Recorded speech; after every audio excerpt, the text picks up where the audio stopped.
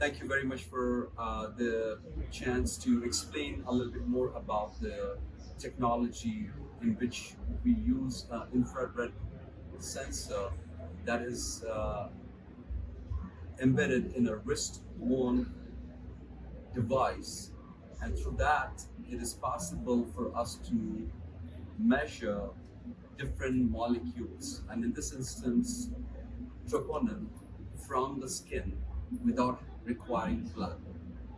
In this particular study that was performed at 5 sites in India, we investigated whether this technology can allow detection of blood biomarker troponin using the infrared sensor, and that could be utilized for arriving at the diagnosis of myocardial infarction.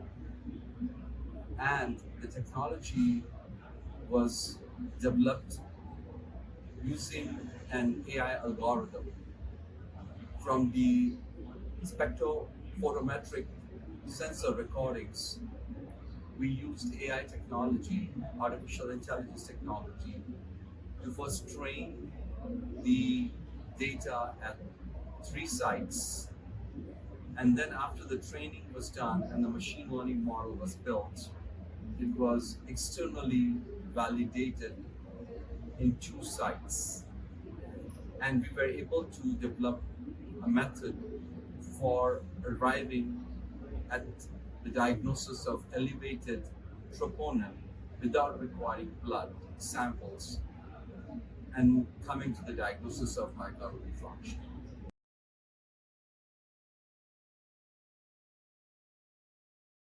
With regards to the accuracy of the results, what we observed was there were 2 different methods we used. The first thing was to do a head-to-head comparison between the troponin sensor, infrared sensor, spectrophotometric recording, and the machine learning model for predicting the presence of elevated troponin levels, high sensitivity troponin levels.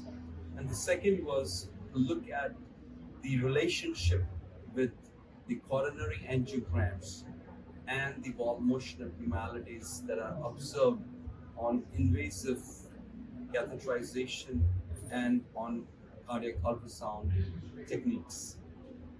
With regards to the ability to detect elevated troponin values, high sensitivity troponin values, which was measured at a central core lab, the technology had accuracy of 0.90 in the validation cohort and had an accuracy of 0.92 in the external validation cohort.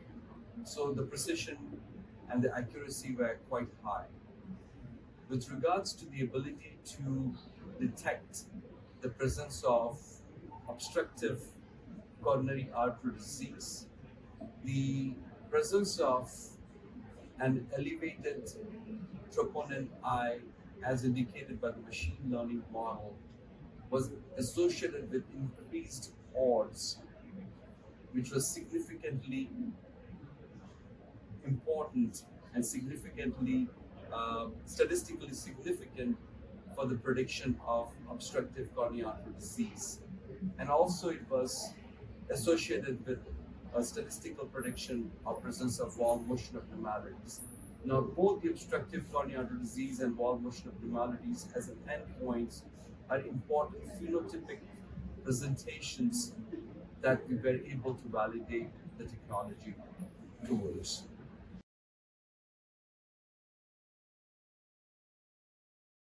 With regards to further work that has to be done with the infrared sensor, wrist-worn infrared sensor, first of all, this is just the beginning. We have shown a feasibility study where it is possible to diagnose presence of elevated troponin level. There are several levels of work that need to be done. Number one, we need to make the wrist-worn sensor more high fidelity with regards to the noise that comes in from motion artifacts or because of the sensor touching and contact with the skin.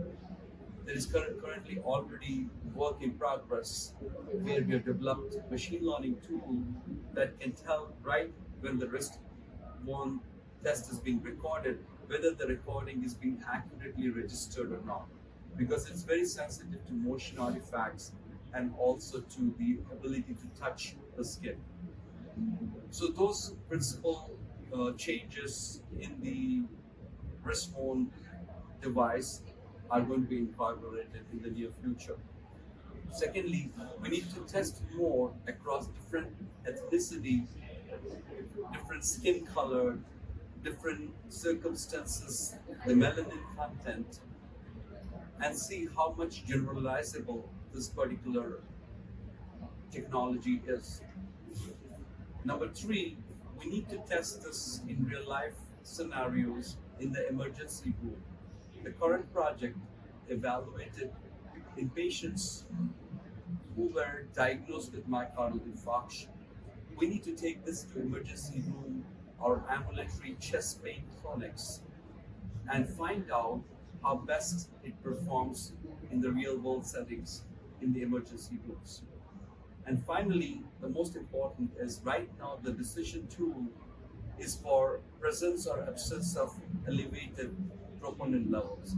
We need to develop a test or machine learning model which can regress the value so it can get the exact value of the troponin levels.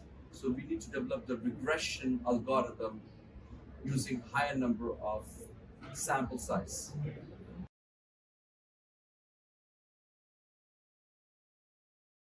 The future of wrist-worn troponin-sensor creates an immense opportunity to address the concerns currently we have with overcrowding in the emergency rooms.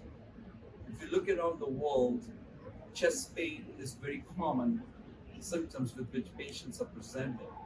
Perhaps there will be opportunity for applying the test, the troponin test using the wrist-based sensor technique so that we can streamline the workflow in crowded emergency rooms. Number two, taking a blood sample and waiting for the results for an hour is cumbersome. Sometimes in high crowded regions, there is workforce shortage.